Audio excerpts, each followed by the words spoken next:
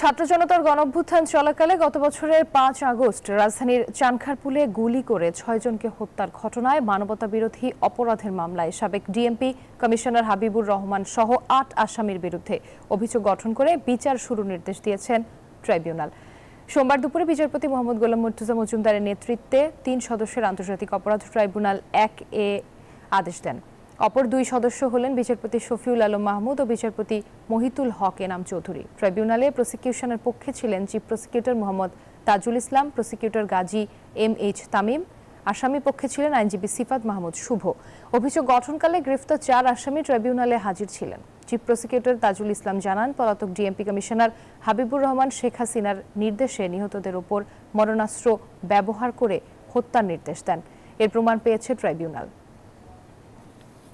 ডিএমপির commissioner Habibur রহমানের নির্দেশে হাবিবুর রহমান আবার শেখ হাসিনা এবং আসাদুজ্জামান খান কামাল এবং পুলিশের আইজিপির মাধ্যমে নির্দেশিত হয়েছিলেন।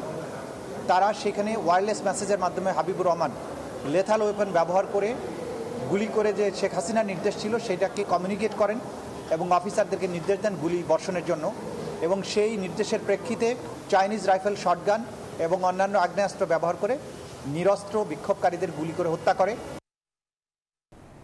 এ বিষয়ে বিস্তারিত জানাতে ট্রাইব্যুনাল থেকে আমাদের সঙ্গে যুক্ত হচ্ছেন সহকর্মী মাহমুদুল হাসান। মাহমুদ, বিচার তো শুরু হয়েছে, অভিযোগ গঠন করা হবে কিনা, কি বলছে আদালত জানাবেন?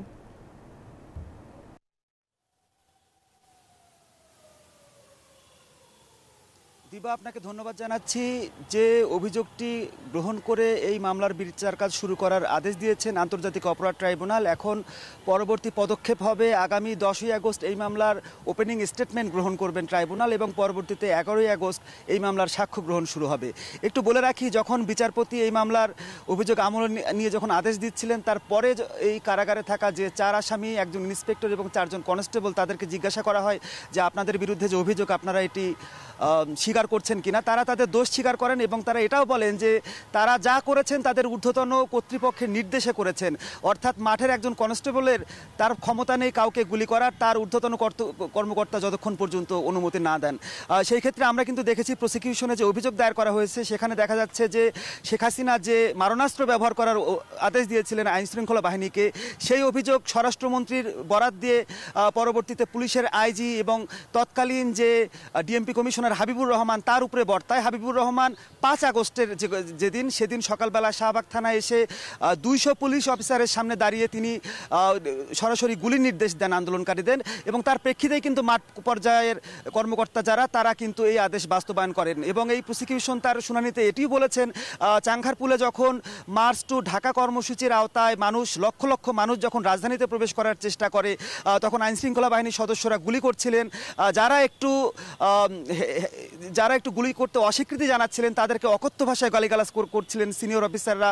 তাদেরকে বলছিলেন যে তোমরা পুলিশের মাইনে খাও, তোমাদেরকে রেশন দেওয়া হয়, কেন তোমরা এই নির্দেশনা বাস্তবায়ন করছো না। তার প্রেক্ষিতে কিন্তু এমনভাবে গুলিগুলো করা হয়েছে চাংখারপুলে নিরপরাধ মানুষের কাছে। সবই প্রসিকিউশনের বক্তব্য বলছি। প্রসিকিউশন বলছে যে মানুষটি পুলিশের গুলির আওতায় বাইরে থেকে ঢিল ছুটছে, যে ঢিলটি হয়তো বা সেই পুলিশ সদস্যের গায়ে লাগারও কথা না, তাকে গুলি করছে পুলিশ সদস্যরা। আবার বিরতি নিয়ে কখনো শুয়ে কখনো বসে মনের ইচ্ছা মাফিক তারা এই গুলি চালিয়েছিলেন চাইনিজ রাইফেল সহ মারণাস্ত্র দিয়ে। তো আজকে এই মামলার আনুষ্ঠানিক বিচার কাজ শুরু হলো। দ্বিতীয় এটি মামলা, যে মামলার বিচার কাজ শুরু হয়েছে। এই মামলার আরেকটি পার্ট রয়েছে যেটিতে শেখ হাসিনা সহ চৌধুরী আবদুল্লাহ আল মামুন স্বরাষ্ট্রমন্ত্রী 3 জন আসামি রয়েছে। সেই মামলায় কিন্তু এরই মধ্যে চৌধুরী আবদুল্লাহ আল মামুন তিনি রাজসাক্ষী হওয়ার ঘোষণা দিয়েছেন। তিনি বলেছেন যে পুলিশের মতো একটি সুশৃঙ্খল বাহিনীকে যারা অস্থিরতা তৈরি করেছেন, তারা রাজনীতিবিদরা এই কাজটি করেছেন, তখনকার দায়িত্বশীল যারা ছিলেন মন্ত্রীরা তারা করেছেন, কাজে তারাই দায়ভার এড়াতে পারেন না। তিনি রাজসাক্ষী দেবেন সেই মামলাটিতে, এবং আজকেই দ্বিতীয় মামলাটির আনুষ্ঠানিক বিচার শুরু হলো। এখানে 8 জন আসামি, তার ভিতরে নির্দেশদাতা যে 4 জন, হাবিবুর রহমান, ডিএমপির তৎকালীন কমিশনার, যুগ্ম কমিশনার সুদীপ কুমার চক্রবর্তী সহ 4 জনই পলাতক। কিন্তু মাঠে যারা উপরস্থদের নির্দেশ যারা বাস্তবায়ন করেছিলেন তারা এখানে আসামি, তারা সেই দোষ স্বীকার করেছেন। কিন্তু তারা চান যাদের নির্দেশে তারা এই গুলির ঘটনা ঘটিয়েছেন তারাও বিচারের আওতায় আসুক, তারাও গ্রেপ্তারের আওতায় আসুক। দিবা, মাহমুদ আপনাকে ধন্যবাদ। বান্ডেল থাকলে প্রতি সেনমানিতে টাকা বাঁচবে। বিকাশ সেনমানি বান্ডেল কিনে জিতুন প্রতি লেনদেনে।